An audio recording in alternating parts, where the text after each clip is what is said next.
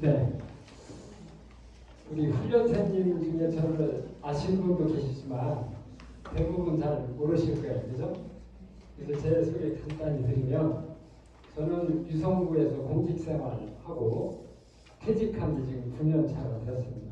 그리고 이 시청 직장 선교대학에서 2기로 훈련을 받고 또 한 10여 년 동안 이 강사로 섬겼습니다. 자, 오늘 이 강의에 앞서서 여러분들에게 제 간증을 한번 드렸으면 좋을 것 같아요. 어때요? 간증하는 게 낫겠죠? 네. 네. 저는 조금 늦은 나이에, 그러니까 48살이 되기까지 예수님을 전혀 모르고 살았습니다. 왜냐하면 저희 집안은 완고한 유교 집안이기도 하고 또 불교 집안이기도 합니다. 저희 큰할머니가 봉은산 거기 복전함 초대 주지 스님을 하셨고 누나는 지금도 빡빡이 머리를 하고 있는 스님입니다. 그래서 예수님을 믿게 되었습니다. 그러면 제가 어떻게 해서 예수님을 믿게 되었을까요? 예, 제가 2003년도에 생전 처음으로 이 내시경 검사를 받았는데요. 위암 3기 판정을 받고 서울 백병원에 40일 동안 입원해서 위를 5분의 3 절제 수술을 했습니다. 그때 제 여동생이 이제 예수 믿는 집으로 처음으로 저희 집안에서 시집을 갔는데 얘가 서울에 살다 보니까 병원에 매일 찾아왔어요. 그러면서 오빠 예수 믿어 살아. 그러니까 꼭 교회 나가야 돼.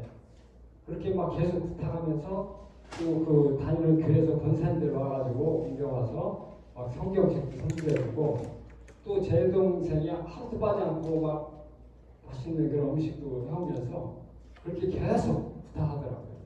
그래서 저는 알았어 하고 제가 퇴원을 했습니다.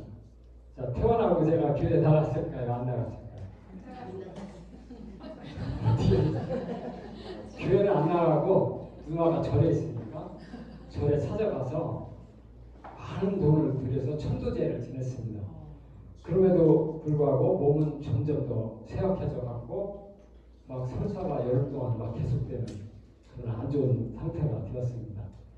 이제 그때 제 여동생 얘기가 생각나서 이제 교회에 나가게 되었습니다.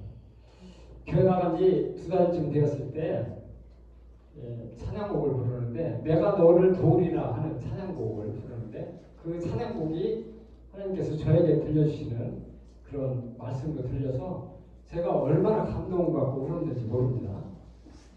그리고 얼마 후에 저에게 방언의 은사도 교회 나간 지 얼마 안 된 저에게 방언의 은사가 임했습니다.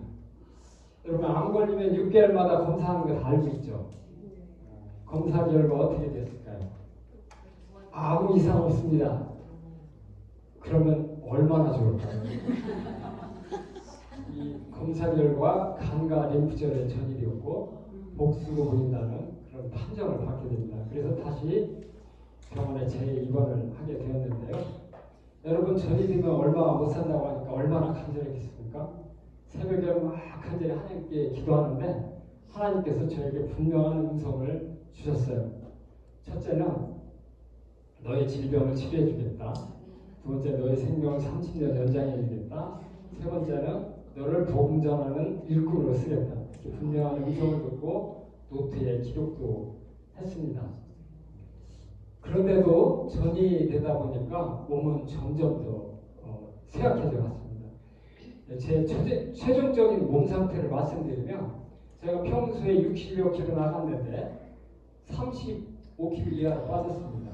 그것도 저울에 가서 쟀을 때 그랬고 그 후에는 얼마나 더 빠졌는지 몰라요. 그리고 온몸에는 거뭇게 같은 그런 반점이 덮어서 거뭇게 변화였고요. 입안에 상처가 나서 뭘 잘 먹지도 못했어요.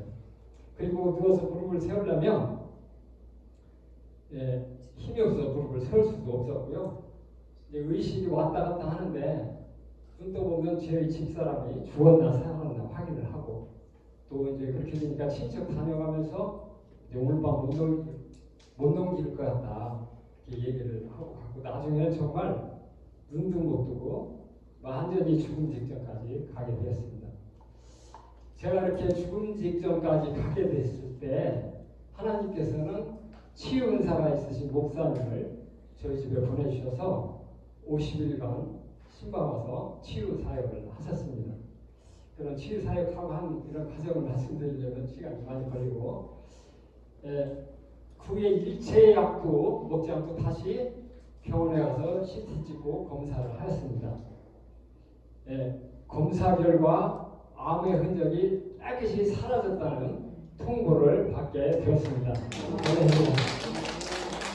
그게 지금까지 저에게는 암이 전혀 나타나지 않았습니다. 이런 과정 속에서 제가 깨달은 것은 하나님은 분명히 살아계신 분이라는 걸 알게 됐고요. 하나님의 약속은 반드시 이루어진다는 걸 알게 되었어요. 그리고 성경 말씀은 1.1도 틀리지 않는다는 것 또한 깨닫게 되었고요. 또한 귀신이 있다는 것도 알게 됐어요. 왜냐하면 제가 그런 치유 과정 속에 귀신의 음성도 듣고 이런 체험을 했거든요. 그러니까 마귀는 어떻게든지 예수님을 못 믿게 하려고 속에서 반대하고 오해하고 거부하게 하는 것이 이게 마귀라는 것을 알게 되었습니다.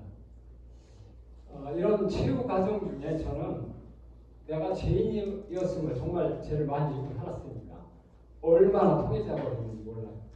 그렇게 하고 났더니 정말 내가 사람이 완전히 새롭게 변화되었음을 깨닫게도 했습니다. 간증할 건 원래는 거의 1시간 가까이 해야 되는데 생략하고요.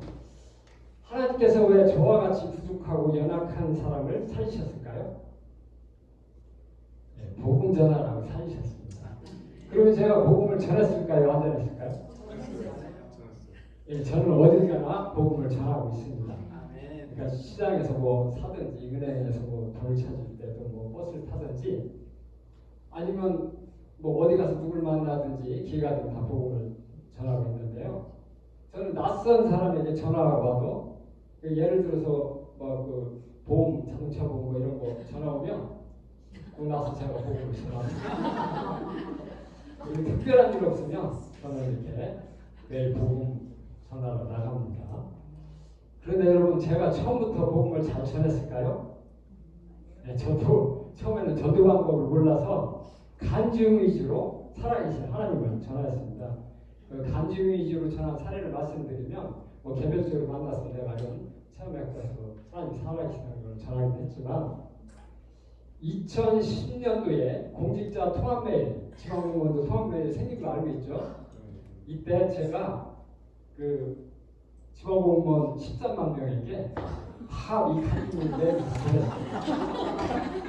이거를 한 번에 이렇게 다 보낸 게 아니고요. 하루에 한 200명까지 통제가 돼서 그러니까 꽤 오랜 시간 보냈죠.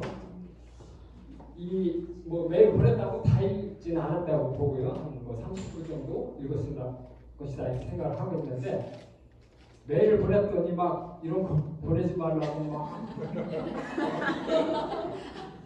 핍박하고 막 욕하는 그런 답장도 오고 또 그런데 이게 사실인가 해서 확인하는 전화도 오더라고요.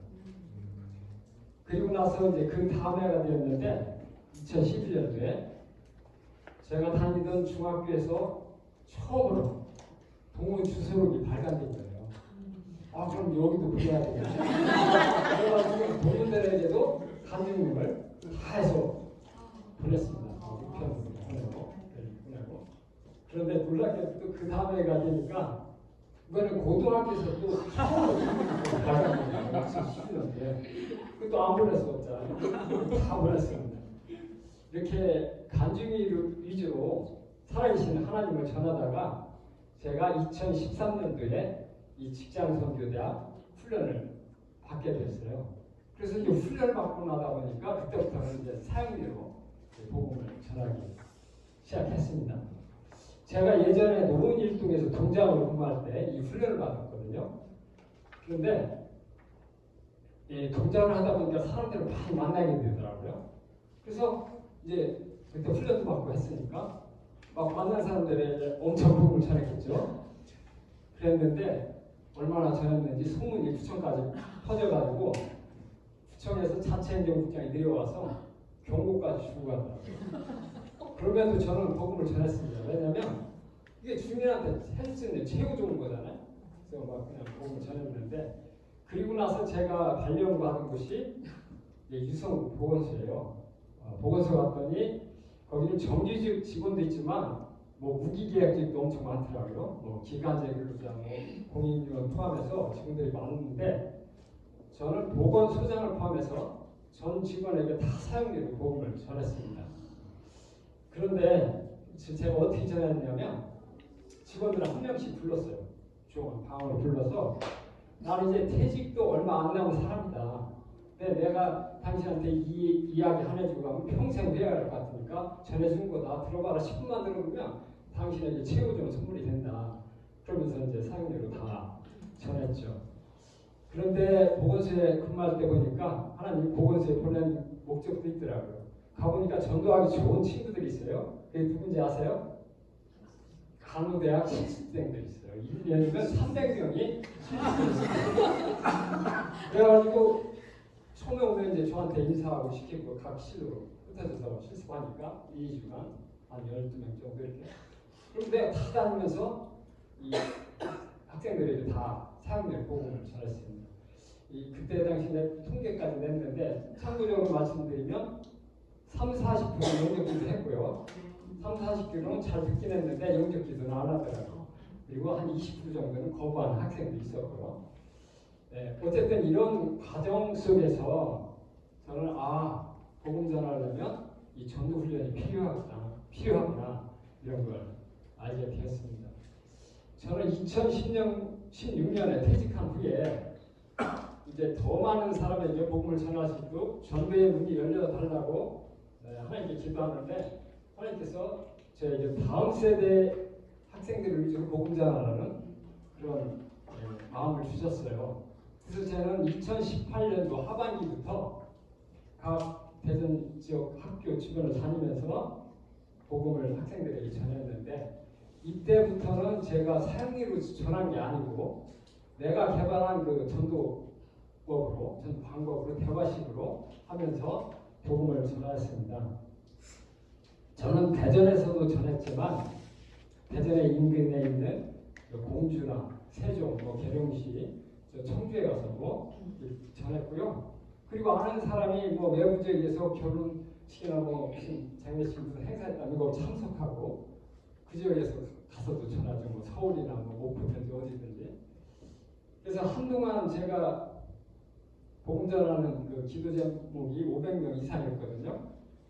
그 2018년부터는 1000명 이상이 복음을 전해달라고 기도를 했는데, 그 후로 제가 복음을 몇 명 정도 전했을 것 같아요. 1년에 몇 명 정도 전했을 것 같아요.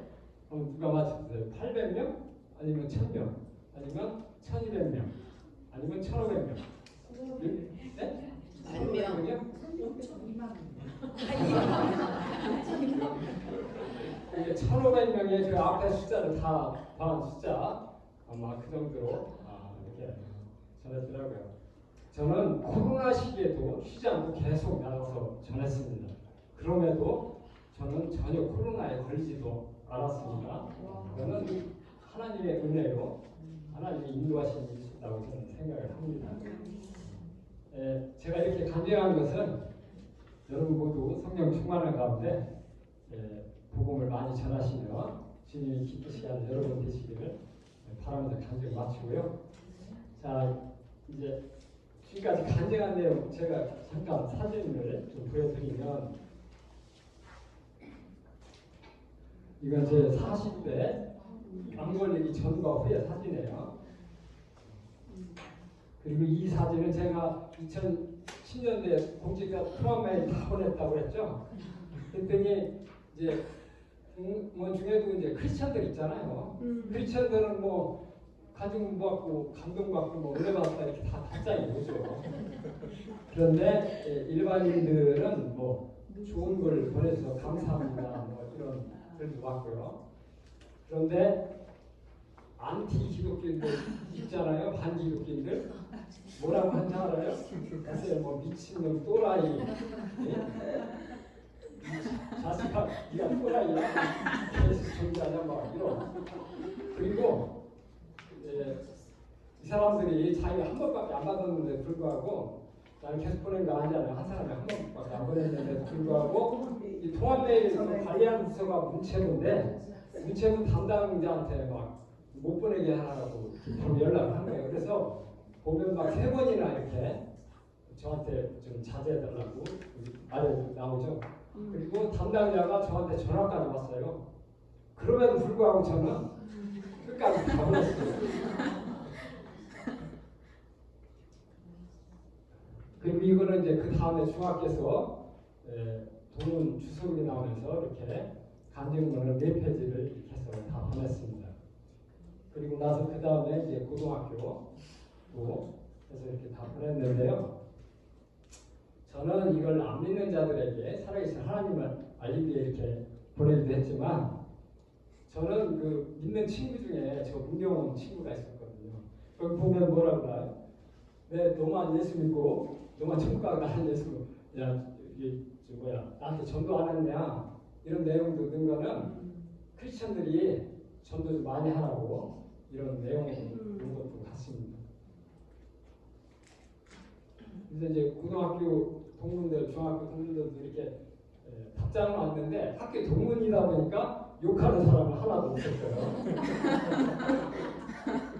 그리고 제가 2013년도에 이제 시청에서 훈련받고 시청에서 간사로 섬기고 나서 세종이 이제 직선대가 개설되면서 세종청사에서 한 3년 섬기기도 했고 또 그 후에 대덕연 무단지 또 옥천 또 충북도청 여기서도 간사로 섬겼고요.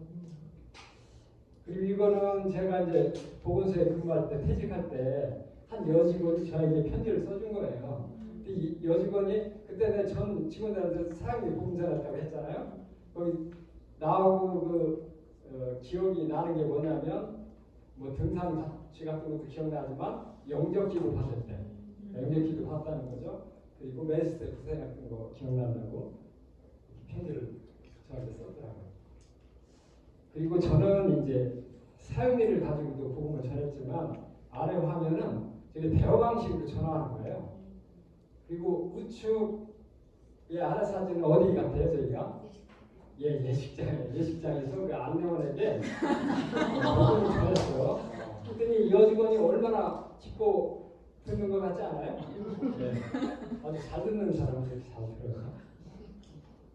그리고 저는 이제 2018년부터 학생 위주로 전화했는데 이렇게 여러 명 앞에서도 전하고 개별적으로 전하기도 합니다.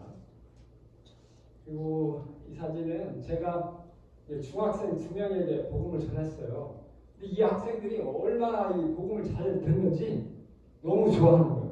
근데 그 학생이 자기 카메라로 나 꼭 사진 같이 찍으래요. 그래서 찍어줬어요. 근데 얼마 있다가 이렇게 나한테 사진을 보냈더라고요. 근데 왜 그러면 얼굴 가렸냐 그랬더니 이제 부모님한테 얘기했더니 딴 사람한테 이런 정보 주면 안 되니까. 근데 중요한 건 이거예요. 이 학생이 복음을 얼마나 잘 듣고 좋아했는지 만나면 나보고 아이스크림 사준다고 제가 사줘야 되는데 제가 이걸 보여드리는 건 복음을 이렇게 좋게 잘 받아들이는 사람도 있고 또 안 받아들이는 사람도 있다 이런 말씀 드려요. 그리고 저는 이 밴드나 카톡이나 뭐 단체나 개별적으로 이제 막 다 이걸 보내요. 그러면 부활절의 의미도 이게 내가 만든 건데 이걸 막 다 안 믿는 자들에게 보내요. 이렇게 답장이 오기도 하는데 그리고 제가 작년에 이제 캄보디아 단기 선교도 다녀왔어요. 근데 저는 다녀오면서 이거를 깨달았기 때문에 이걸 여러분들이 전해줘요. 이제 단기 선교 끝나고 공항에 오는데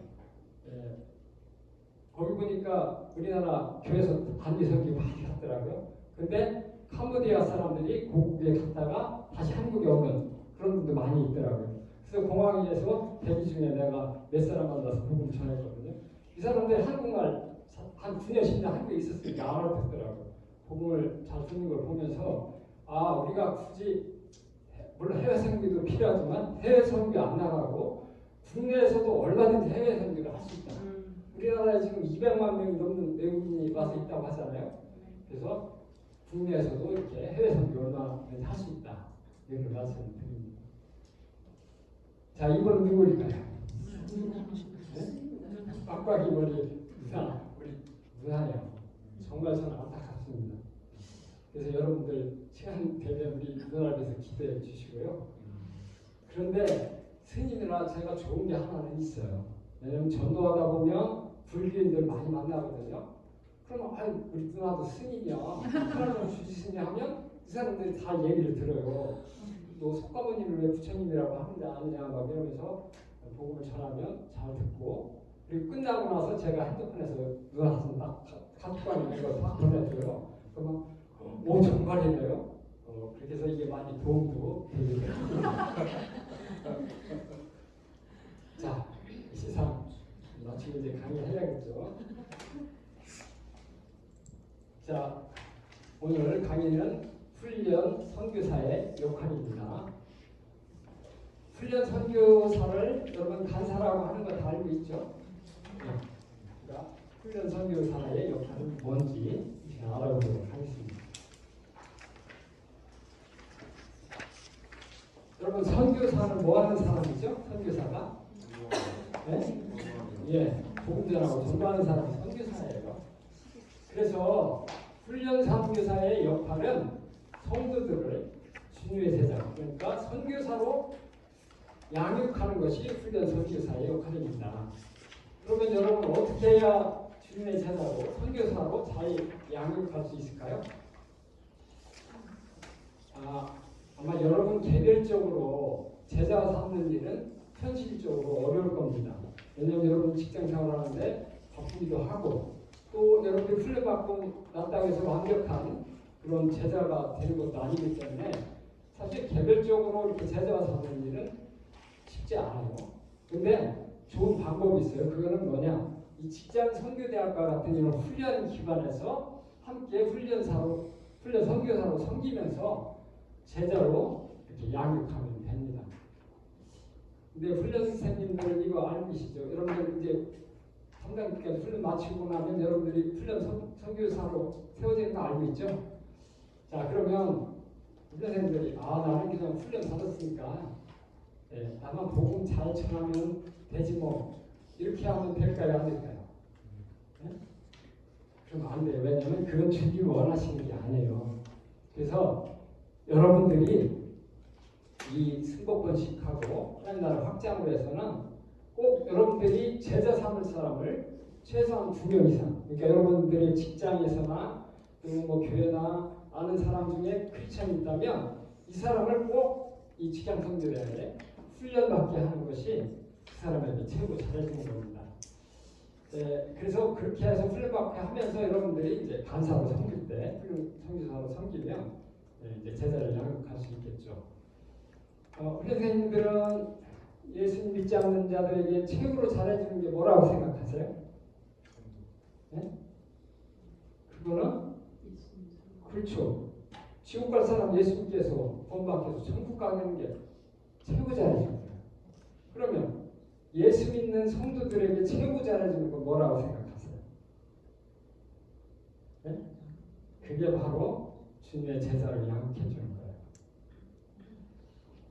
거예요. 여러분 이 훈련받았다고 바로 완벽한 제자로 세워지지는 않는 것 같습니다. 저도 체험한 바로는 훈련받을 때는 훈련 막 대충 받고 또 받고 나서 뭐 배웠는지 잘 모르고 그냥 사회문을 봉전하는 것만 주로 그냥 배웠다고 생각했지 그렇게 잘 모르고 그냥 수료를 했어요. 그런데 이제 간사로 섬기면서 내가 정말 주님의 제자를 양육되고 제 신앙이 자라나는 것을 저는 깨달았습니다.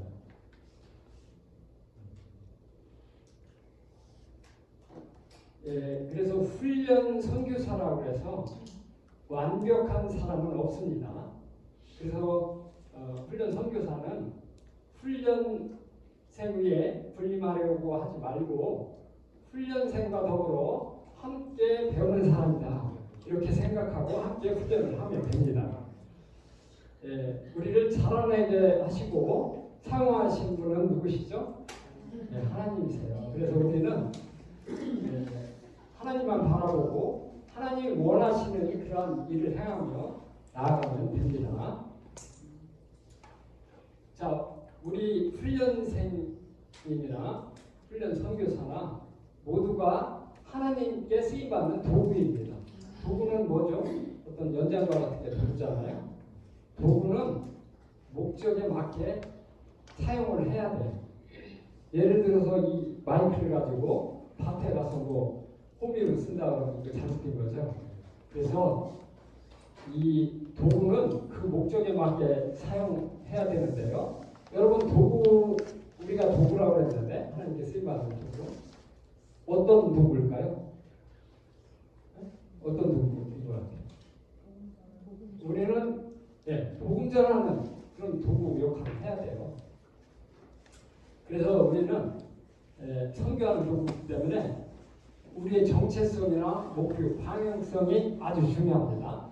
그러니까 엉뚱한 일 하려고 하지 말고 오직 예수 그리스도가 교육훈련의 모든 것이 되어야 될 줄로 믿습니다. 그래서 하나님을 의지하고 성령 충만을 가운데 주님의 인도하심 따라 주님의 뜻을 이루는 것이 훈련 선교사의 역할이다. 주님 뜻을 이루려면 복음 전하는 선교사로 세워서 함께 복음을 전하는 것이 훈련 선교사의 역할이다. 여러분 다 이해하셨죠? 네. 지금까지 훈련 선교사의 중요 내용을 설명을 드렸습니다. 지금부터는 선교사의 전도 유료, 전도 방법을 여러분들에게 전해주려고 합니다. 이것이 훈련 선교사가 알아야 할 중요한 내용이라고 저는 생각을 합니다. 사실 이 강의하는 제가 각 교회 가서 간증하고 또 전도 집회에 쓰려고 나온 강의 아니에요. 제가 복음을 많이 전하다 보니까 사역 경험이 많이 있습니다. 이것을 이 시간 여러분과 함께 나누고자 합니다. 근데 이제 이게 강의할 내용이 많아서 끝까지 다 하려면 시간이 걸리니까 책임 간사님은 끝나기 5분 전에 저에게 사인을 보내주시면 제가 5분 이내에 마무리하도록 하겠습니다.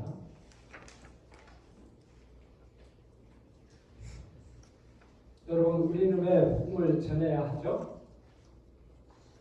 주님의 십자가 사랑과 은혜를 깨닫게 된다면 복음을 전할 수밖에 없습니다. 사람은 죄 안 짓는 사람 없어요. 이 죄 때문에 지옥에 가서 영원히 고통당해야 됩니다.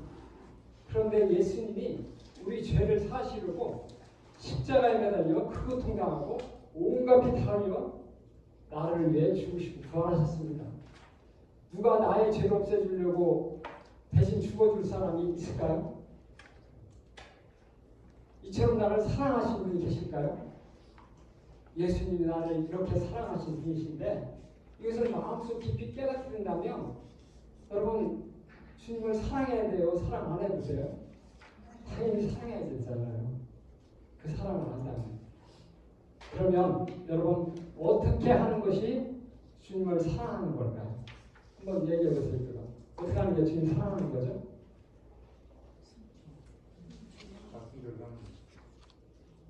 주님이 기뻐하시는 예, 주님이 분명히 말씀하고 계시잖아요. 나를 사랑하는 자는 어떤 자가 나를 사랑하는 자냐?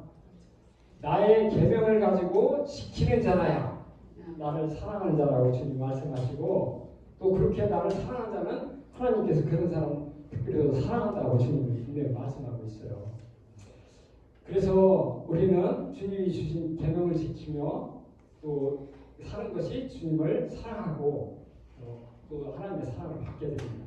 그러면 여러분 주님이 우리에게 주신 계명이 뭐죠? 가장 큰 계명? 그게 바로 주님의 지상명령이잖아요. 여러분 다 훈련받아서 다 알고 있잖아요. 너희는 온천에 다니며 만민에게 복음을 전하라고 하셨고 너희는 가서 모든 민족을 제자 삼으라고 하신 거예요. 우리가 진정으로 주님을 사랑한다면 주님이 주신 계명을 지키며 복음을 전하는 것이 주님을 사랑하는 겁니다. 여러분 우리가 왜 복음을 전해야 되는지 다 이해하셨죠? 네. 그러면 누가 선교를 잘 하게 또 알아보면요, 사명감을 가진 사람이 복음을 잘 전하게 됩니다. 여러분, 사명감이 어떤 뜻이죠? 나에게 맡겨진 일을 최선을 다하여 잘 감당하려는 마음이 사명감입니다. 근데 사도행전에 보면 사도 바울의 이런 고백이 있어요. 나의 달려갈 길과 주 예수께 받은 사명, 곧 하나님의 은혜의 복음을 증거하는 일을 마치려 하면은 나의 생명을 조금도 귀한 것으로 여기지 아니하노라. 이 사도 바울이 예수님께 사명을 받았다고 말을 하고 있습니다. 어떤 사명이죠? 복음을 전하는 사명을 받았다고 얘기를 하죠.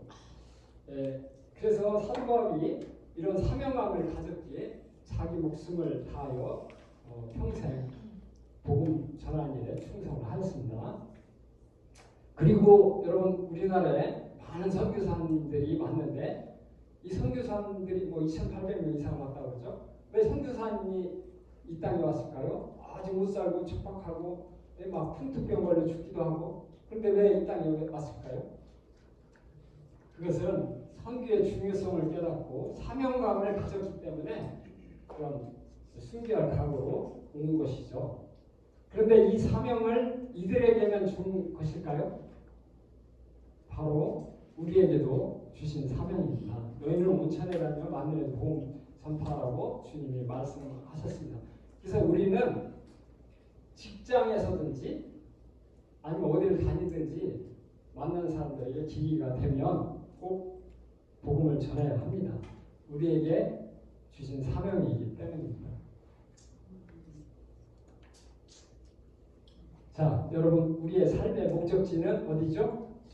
천국이에요. 그럼 여러분, 천국 가면 사는 집이 같을까요? 다를까요? 한번 답을 한번 해보세요. 천국 가면 사는 집이 똑같다 그러면 1번 이렇게 하고, 다르다 그러면 이렇게 하고, 모른다 그러면 그냥 손을 펴서 들어주세요. 자, 천국 가면 사는 집이 같을까요? 다를까요? 달아요. 네. 그래서 다들 잘 아시는데 천국 가면 사는 집이 분명히 다릅니다. 왜냐하면 성경에 분명히 나오잖아요. 천국은 침노하는 자의 것이다. 큰 자도 있고 작은 자가 있다고 말씀하시고 네가 행한 대로 상급 주신다고 분명히 말씀하고 계십니다. 그러면 여러분, 천국에 가서 상급을 받고 잘 살려면 어떻게 해요? 하나님 말씀에 순종하며 살아야 돼요. 하나님이 하라는 건 하고 하지 말라는 건 하지 말아야 됩니다. 자, 그러면 하나님이 원하시는 일은 무엇일까요? 사람을 구원하는 일과 선과 의를 행하는 일이 하나님이 원하시는 일이에요. 여러분들은 하나님께서 아까 기도도 하시지만 여러분들 머리털 몇 개까지 이제 세고 계신 거 알고 계시죠? 그리고 여러분들의 하는 행위를 다 기록하고 계십니다. 그래서 여러분, 왜 고등학교 3학년 되면 막 학생들이 공부를 죽을 똥 살똥 막 열심히 하죠? 왜 그렇게 하죠? 좋은 대학 가서 좋은 직장 얻고 이 세상 100년 잘 살라고 하는 거예요. 그러면 우리가 천국 가서 살려면 우리는 오직 예수 그리스도 사나 죽으나 주님을 위해 살겠다고 결심하고 하나님 나라를 위해 충성된 일꾼되게 하달라는 기도를 하면서 하나님 말씀에 순종하며 살아야 될 줄로 믿습니다. 자, 지금부터는 저의 그 전도 요령 이걸 나눠 드리려고 합니다. 자, 이 전도는요, 처음에는 어려워도 하면 할수록 잘할 수 있어요. 대부분 크리스천들이 복음 전하려면 굉장히 어렵게 생각합니다. 그런데 여러분, 화면에 그린 악기가 나오죠? 저 악기를 여러분들한테 갖다 주면서 한번 연주해 보세요. 그러면 잘할 수 있어요? 한 번도 안 다루고 전혀 못하겠죠. 그런데 어때요? 저걸 어떻게 연주하는지 방법 배우고 나서 계속 연습하고 반복해서 하면 어떻게 돼요? 나중에 아주 자연스럽게 잘하죠. 오늘 찬양할 때 저 기타 치고 피아노 반주하는 사람 얼마나 잘해요? 이것처럼 이 처음에는 서툴고 어려워도 전도는 하면 할수록 자신감도 얻게 되고 자연스럽게 복음을 전할 수가 있습니다. 아셨죠? 그 두 번째는 어떤 마음으로 복음을 전해야 하는가.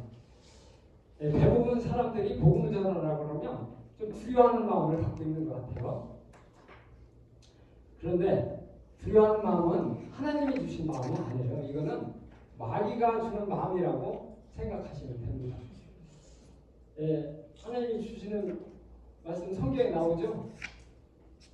두려운 마음이 아니고 능력과 사랑과 절제하는 마음이라고 말씀하고 있습니다. 그래서 이 두려워할 게 아닙니다. 여러분, 선물 줄 때 어떤 마음으로 선물 갖다 주세요? 기쁘고 즐거운 마음으로 주세요? 아니면 두렵고 떨리는 마음으로 갖다 주세요? 예를 들어서 몇백만 원짜리 선물을 아는 사람에게 갖다 준다 그러면 이 사람이 얼마나 기뻐하고 즐거워할까, 이런 마음을 가지고 갖다 주잖아요. 그러면 여러분, 복음은 얼마짜리일까요? 이거는 세상 그 어떤 것과 비교할 수 없는, 이건 미천억보다 더한 선물이 바로 복음이에요. 그런데 왜 이런 귀한 선물 주는데 두렵고 떨리는 마음 갖고 전하려고 하세요? 네? 전도는 상대를 사기치거나 해치려고 하는 게 절대 아닙니다. 그래서 전도는 한 영혼을 사랑하기에 선물 주는 마음으로 기쁘고 담대히 전하면 된다. 아셨죠? 네. 세 번째는 언제 어디서 누구에게나 복음을 전하려면 어떻게 하냐. 이 답은 다 알고 있죠.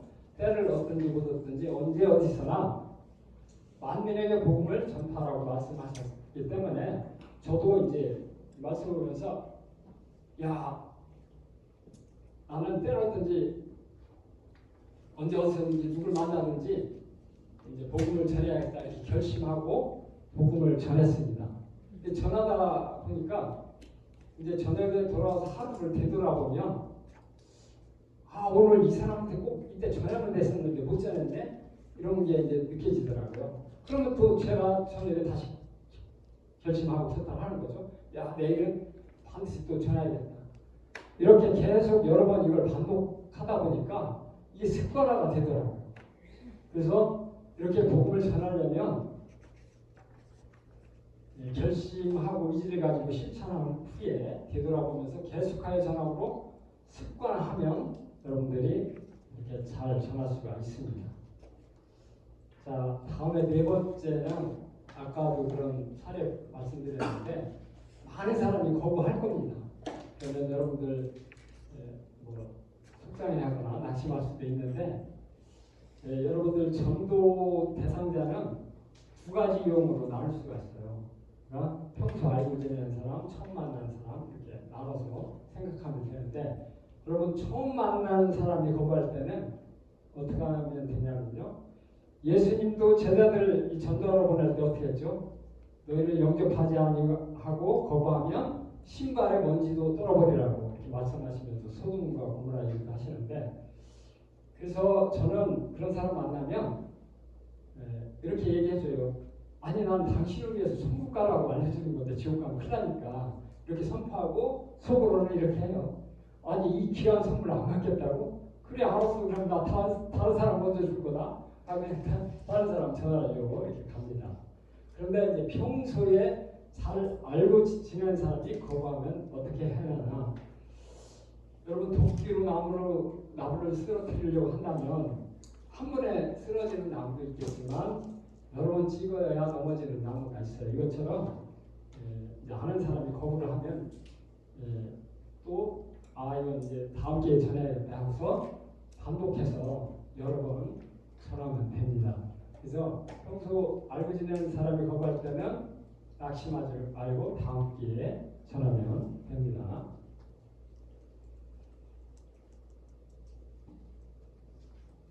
그런데 거부하는 사람을 넘어서 또 전도하다 보면 막 욕하고 핍박하는 자들 있어요. 이런 사람 만나면 또 어떻게 해야 되느냐.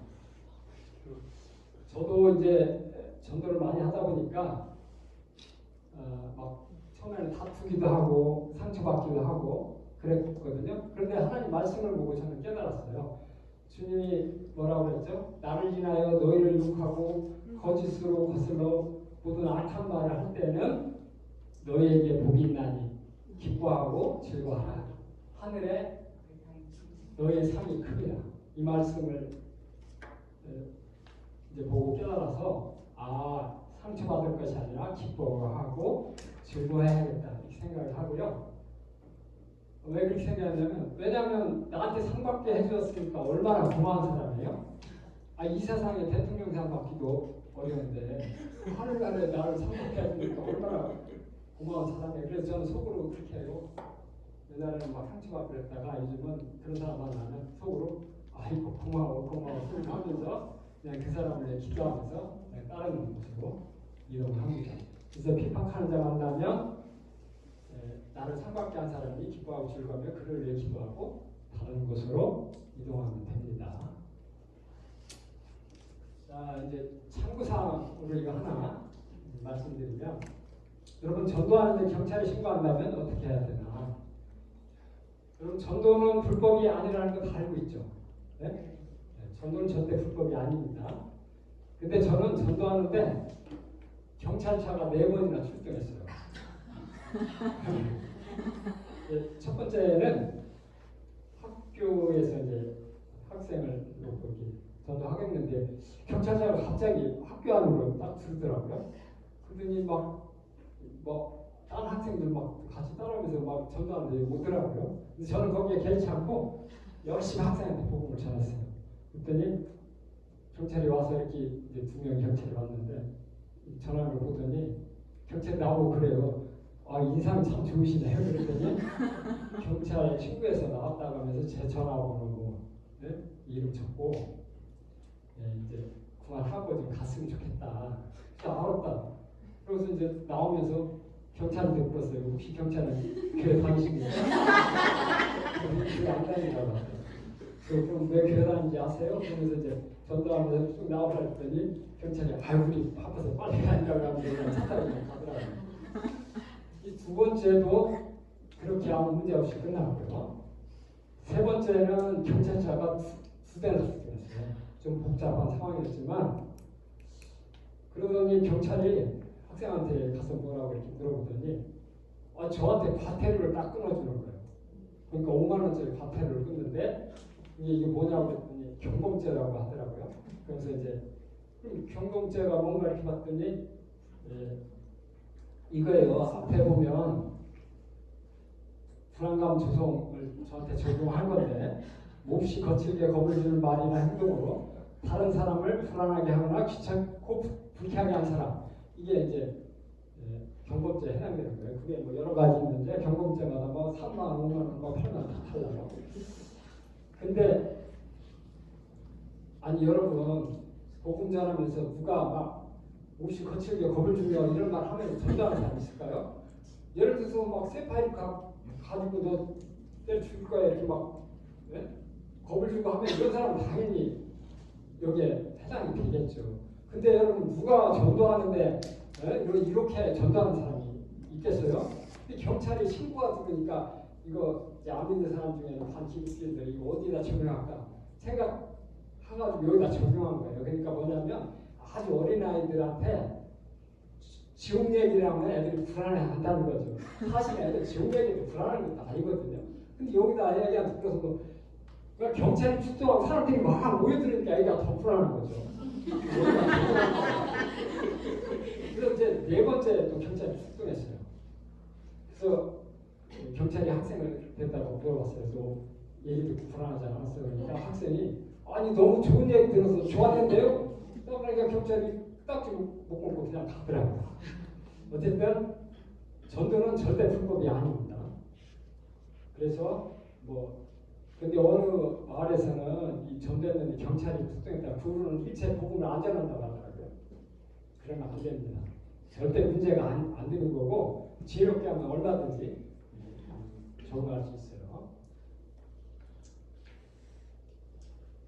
자, 전도 요령을 지금까지 했는데 5가지 이게 아주 중요한 얘기이기 때문에 여러분 제가 질문하면 아래 파랑시 함께 답을 해주시기 바랍니다. 자, 첫째, 전도는 처음에는 어려워도 악기를 다루시하면 할수록 잘할 수 있다. 어떤 마음으로 복음을 전해야 합니까? 선물 주는 마음으로 기쁘고 담대하게 전하면 된다. 언제 어디서 누구에게나 복음을 잘 전하려면 어떻게 하죠? 결심하고 의지를 가지고 실천하는 되돌아가면서 계속 발전하는 살아야 한다. 예, 거부하는 사람 두 가지 유형으로 하는데 처음 만나는 사람이 거부할 때는 어떻게 해야죠? 속상해하지 말고 천국 지옥을 선포하고 다른 사람에게 전한다. 평소 잘 알고 지낸 사람이 거부하면요. 낙심하지 말고 다음 기회에 다시 전하면 된다. 네, 나를 욕하고 핍박하는 자를 만나면 어떻게 해야 합니까? 나를 사랑하는 사람이 기뻐하고 즐거워하며 그를 위해 기도하고 다른 곳으로 이동하라. 네, 이렇게 전하시면 전도하는데 아무 문제가 없습니다.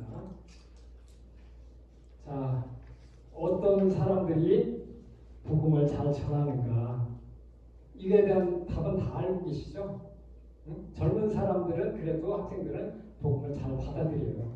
근데 나이가 먹을수록 사람들은 거부 반응이 아주 심합니다. 왜 나이 먹을수록 거부 반응이 심할까요? 그거는 세상의 악에 묻다 보니까 그렇게 거부하게 된 거예요. 그거는 악한 놈들이 그렇게 거부하게 만들죠.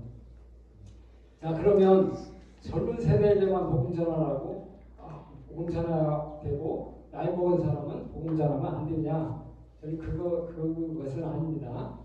제가 오늘 아파트 단지에 가서 복음 전하는데 한 노인이 나이 드신 연세 드신 분이 지팡이 들고 산책하다가 벤치에 앉더라고요. 그래서 제가 옆에 가서 앉아가지고 이분에게 복음을 전했어요. 그때 이분이 그렇게 연세가 많음에도 불구하고 영접 기도까지 하더라고요.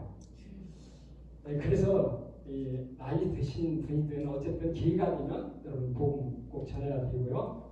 다만 젊은 세대에게 복음을 전하면 좋은 것은 잘 받아들일 뿐만 아니라 다음 세대가 부흥되고 그를 통해 또 그 부모에게도 복음을 전할 수 있기 때문입니다. 내 친구도 교회 안 다니다가 딸이 먼저 중학교 때 이제 교회를 다녀가지고 그 엄마 아빠한테 얘기해서 지금 그 친구는 교회 다니고 있거든요. 그래서 잠언 말씀에도 마땅히 행할 길을 아이에게 가르치라. 그리하면 늙어서도 지킨다고 잠언 말씀에도 나옵니다. 그래서 어려서부터 이렇게 복음을 전하는 것이 참 중요하다는 걸 말씀을 드립니다. 제가 이 전도하다 보면 정말 다양한 사람을 만나요. 그러니까 잘 받아들이고 영접하는 사람도 있고 좋은 이야기 해주셔서 고맙습니다 하는 사람도 있고 대충 있거나 잘 받아들이지 않는 사람도 있고요. 막 다 듣고 나서 막 중간에 나는 안 믿으니까 그만하라고 이렇게 거부하는 사람도 있고 또 다 듣고 나서 어디 가서 막 마음이 탑을 깨치면 그만하는 사람도 있고 또 막 경비실이나 그 경찰에 신고하는 학생들도 있고요. 또 전도하면 아니 왜 다른 사람들 전도하면 사교와 관계없는데 그래요? 막 애들 전도 못하게 와서 방해하는 그런 분들 많이 있고 또 막 저는 욕하고 핍박하는 사람도 많이 만났고요. 근데 복음을 잘 듣고 있는 학생을 또 막 전도 못하게 끌고 가는 학생들도 있어요. 어떤 학생들이 되게 저런 일을 할까요? 일반 교회 다니는 학생들이 그래요. 왜 그런지 아세요? 교회에서 뭘 배워요? 막 이단 신천지 이런 거 주시더라고. 내가 이단인 줄 알고. 그럼 딱 들어보고 이게 진짜 예수님을 전하고 있는 복음인가 이걸 배웠는데 오히려 믿는 학생들이 방해하는 경우가 있어요. 그리고 복음을 들은 학생이 내 얘기 듣고 너무 고맙다고 딴 학생들 막 데리고 와요. 야 할아버지 얘기 들어야 된다. 정말 다양한 학생이 있어요. 그리고 제가 이제 복음을 이렇게 여러 번 다니다 보면 전도 학생들이 나는 잘 몰라도 걔들은 나 알아봐요. 그러면 인사하면 내가 나 만났었구나 하면서 너 나한테 무슨 얘기 들었지? 그러면 어떤 학생은 교회 나가서 예수 믿어야 천국 간다고 얘기 들었어요. 뭐 이렇게 얘기하는 학생도 있고 글쎄 무슨 말 들었는지 모르겠어요 하는 학생도 있고요. 저는 막 교회 안 나갈 거예요. 이거 뭐 농담을 하는지 모르지만 그런 학생도 있고 전에 이제 얘기 복음을 길게 듣는 학생들도 있고 궁금한 거 질문하고 다시 복음 듣는 학생도 있고 또 이제 복음 듣기 싫으니까 원래 피하는 학생도 물론 있죠. 그리고 어떤 학생은 이렇게 딱 그러더라고요. 할아버지 말 듣고 지금 친구 따라 교회 나가고 있어요? 이런 학생도 있어요. 그래서 우리는 믿든 안 믿든 우리는 전하면 됩니다. 그래서 여러분 이 직장 선교대학에서 아주 잘하는 게 바로 이거 가르치는 것 같아요. 성공교육은 전부 다 알고 계시죠? 네. 성공의 능력 안에서 예수를 전하고 그 결과는 하나님께 맡기는 것이다. 그러니까 그들이 우리는 길가밭인지 자갈밭인지 옥토밭인지 우리는 알 수 없어요. 우리는 그냥 전하면 우리 역할을 다 하는 거예요. 그렇게 알고 전하시면 됩니다. 자, 여러분 그 전도 대상자를 어떻게 전도해야 되느냐? 일단 두 가지 유형으로 나눠서 여러분들이 전도를 해야 돼요. 잘 알고 지내는 사람 이걸 관계 전도라고 하죠. 그리고 잘 모르는 사람한테 전도하는 걸 노방 전도라고 하죠. 그래서 이렇게 구분이 필요해요. 자, 그러면 평소 잘 알고 지내는 사람 이런 사람에게는 어떻게 전도해야 되는가에 대해서 설명할게요. 첫째는 성숙한 인격이 반드시 필요해요. 제가 교회에서 이 전도하다 보면 정말 다양한 사람 만나죠. 그럼 어떤 어른들은 그렇게 해요. 제 얘기 듣다가 자기는 교회 절대 안 나가야겠다. 아니 그럼 왜 교회를 안 나가신다고 하죠? 그럼 이분이 그런 얘기를 해요. 교회 다니는 사람한테 막 상처를 받거나 피해받거나 안 좋은 모습 보고 자기는 그래서 절대 교회 안 나가겠다고 해요. 제가 얼마 전에 그 약수대에서 물을 뜨는 할머니가 있어서 전도를 했더니 이 할머니가 잘 듣긴 하던데 여기다 기부서 같은 걸 했어요. 뭐 이렇게. 그래서 왜 이걸 했습니까? 그랬더니 자기 그 옆집에 권사님들이 사는데 자기를 때려서 이렇게 됐다고 해요. 그리고 막 어떤 사람 또 얘기했더니 막 권사님이 자기 막 물건을 훔쳐가는 것 같아요. 어떻게 재수 있는 사람들 그럴 수 있어요. 이렇게 이 잘못된 인격은 그런 사람들 때문에 안 나간다고 하잖아요. 이거는 정말 공전한테 방해가 돼요. 실족해 하는 사람은 차라리 연장맥을 메고 빠져 죽는 게 낫다고 하잖아요. 그래서 반드시 성숙한 인격이 관계전도에서는 매우 중요하다. 여러분들이 이렇게 알면 좋겠고요. 그래서 주님은 우리한테 뭐라고 그랬어요? 너희는 빛과 소금이라고 말씀하셨어요. 여러분 빛은 어떤 역할이 빛이죠? 네? 빛은 착한 행실, 선한 일 하는 게 빛의 역할이에요. 그럼 소금은 어떤 역할일까요? 소금은 화목한 관계를 맺는 거예요.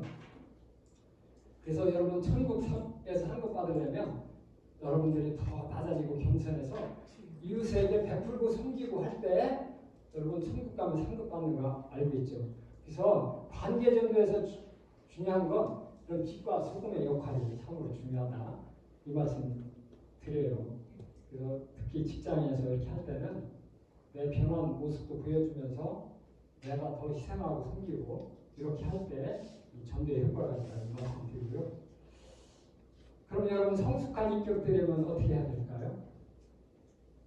이것도 내 의지도 필요하지만 여러분 성령 충만 받을 때 주님 안에서 거듭날 때 성숙한 인격이 될 수 있습니다. 그러니까 나를 부인하고 나를 죽고 주님을 나의 주인으로 모시고 이렇게 살아야 됩니다. 근데 지금 더 하면 좋겠는데 시간이 이제 5분밖에 안 남았다고 지금 연락해서 마무리 해야겠네요.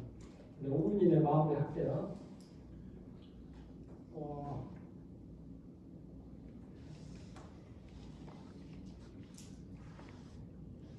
제가 이제 잘 아는 사람과 모르는 사람 전도 방법도 설명하려고 했고요. 이제 교육 훈련이 필요한 이유, 또 교육 훈련 받으면 어떻게 해야 되나, 또 각자 전도 방법 연구하고 개발해서 연습해도 얼마든지 훈련 안 받고도 이것도 할 수 있다. 그 말씀 드리려고 했던 거고요. 복음의 핵심 내용은 여러분 다 아시죠? 그리고 예수 믿지 않는 이유는 뭐 저런 것 때문에 안 믿는데 그래서 복음 전하는 꼭 필요한 내용들 이런 것이다. 그리고 전도 방법도 이제 만들 수가 있는데 질문하면서 전도를 만들면 됩니다. 그래서 제가 만든 최고 좋은 선물 전도법인데 이걸 여러분들 이 시간에 이제 알려주려고 했는데 시간이 없으니까 저는 이렇게 왜 예수님 그 핵심 내용은 왜 예수가 그리스도인지 예수님이 십자가 피를 주어서 우리 죄사함 얻고 이제 성과나 이거를 전하면 되는데 저는 이렇게 전해요. 그리고 이제 전하고 나서 시간이 많은 학생은 복음의 핵심 내용 전하고 나서 또 성경이 얼마나 정확한지 예수님이 이 땅에서 하신 일이 무엇인지 이걸 설명해 주기도 하고요. 또 성경책이 어떤 책인지 또 성경책이 이렇게 정확하다 하는 걸 설명도 해줍니다. 그리고 뭐 지구만 봐도 하나님 살아계신 알 수 있다 이런 것도 해주고 여러 종교가 있는 이유들도 하고 또 막 질문하면 여러 가지 답도 하고 불교인 이건 전도법이고요. 이건 천주교 전도법. 자 이제 여러분 신앙생활 잘하려면 어떻게 해야 될까요? 육신의 삶과 영적 삶을 비교해서 말씀드리면 우리 육신을 가졌기 때문에 여러분 숨 안 쉬고 살 사람 있을까요? 없죠. 또 식사 안 하고 밥 안 먹고 살 사람 없습니다. 그리고 잠 안 자고 휴식 없이 살 사람도 없어요. 그리고 중요한 것도 이렇게 이 세 가지는 잘하는데 이 행동을 안 하고 산다면 이것도 잘못된 거죠. 이것처럼 육신의 삶과 이 영적 삶을 비교한다면 숨 쉬는 게 어떤 거죠? 기도하는 것과 같은 거고요. 그리고 식사하는 게 하나님 말씀 먹는 말씀 읽고 하는 거고요. 그리고 잠자고 휴식하는 걸 예배와 양육하는 거로 본다고 하면 행동하는 걸 선교로 하고 그렇게 생각을 하셔야 됩니다. 그런데 여러분 어떤 사람이 숨도 잘 쉬고 식사도 잘하고 잠도 잘 자는데 하루 종일 안 움직이고 누워만 있는 사람이 있다고 생각해 보세요. 그 사람이 정상적인 사람일까요? 비정상적인 사람이죠. 이것처럼 우리가 신앙생활, 영적 생활을 잘 하려고 그러면 기도와 말씀과 예배도 반드시 필요하지만 대부분 크리스찬들이 이 세 가지만 하면 잘하는 줄 알고 있어요. 근데 전도를 안 한다는 것은 그렇게 행동 안 하고 사는 것과 같다. 그래서 균형 잡힌 신앙생활을 하려면 반드시 기도와 말씀과 예배와 전도가 필요하다는 걸 여러분들에게 말씀을 드립니다. 자, 이제 마무리하면요. 우리 삶의 목적지가 어디라고 했죠? 천국입니다. 그러면 여러분은 이 세상 100년을 잘 살고 싶으세요? 아니면 영원한 하늘나라 천국까지 잘 살고 싶으세요? 당연히 천국까지 잘 살아야겠죠. 그러면 여러분 죽음 앞에 섰을 때 무엇이 후회될까요? 저도 죽음 앞에 섰을 때 내가 정말 세상에 더 출세하고 돈 많이 벌고 막 이런 건 전혀 생각이 안 나더라고요. 오히려 내 주변 사람, 이웃, 가족들 이런 사람들에게 더 사랑하고 베풀고 살았어야 하는데 이게 후회된 거예요. 그래서 여러분 주님 앞에 섰을 때 후회 안 하려면 하나님 뜻 가운데 살아야 될 줄로 믿습니다. 하나님이 원하시는 건 아까 뭐라 그랬죠? 영혼 구원과 선과의를 행하는 일입니다. 그리고 우리의 삶의 목표는 예수 그리스도의 형상을 삼는 것이 되어야 될 줄로 믿습니다. 그러니까 날마다 나를 부인하고 나에게 주어진 십자가를 지고 예수님처럼 온유하고 겸손한 사람이 되어 주님을 본받아 살아야 될 줄로 믿습니다. 그리고 주님 말씀에 하나님 말씀에 순종하고 살 때 하나님을 기쁘시게 하는 삶이 될 줄로 믿습니다. 그래서 여러분 모두가 하는 날을 위해 크게 쓰임받는 여러분 되시기를 바라면서 기도하고 강의 마치도록 하겠습니다. 하나님 아버지 거룩하신 주님을 찬양을 합니다. 이 시간 하나님이 원하시는 영혼군을 위해 어떻게 복음을 전하면 되는가에 대하여 함께 나누었습니다. 주님 저희들 중심에 오셔서 예수 그리스도가 나의 전부가 되게 하여 주시고 복음이 나의 모든 것이 되게 하여 주옵소서. 완전히 성령님의 인도하심 따라 하나님이 원하시는 영원 구원과 선한 일과 어려운 일에 열매 맺는 저희들이 되게 하여 주옵소서. 예수님의 이름으로 기도합니다. 아멘. 감사합니다.